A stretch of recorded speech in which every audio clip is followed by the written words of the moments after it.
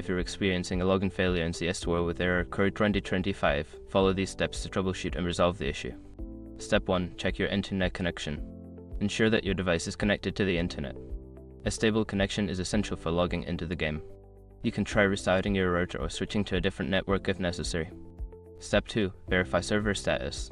Visit the official game website or community forums to check if the game servers are down or undergoing maintenance. If the servers are offline, you will need to wait until they are back up. Step 3. Update the game. Make sure that your game is updated to the latest version. Check for updates in your game launcher and install any available patches, as outdated versions can lead to login issues. Step 4. Clear cache and cookies. If you are using a web-based launcher, clear your browser's cache and cookies. This can resolve issues related to stored data that may be causing the login failure. Step 5. Contact support.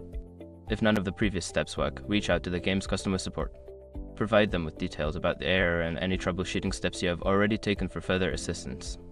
By following these steps, you should be able to resolve the login failure issue. If problems persist, keep an eye on official channels for updates or additional troubleshooting tips.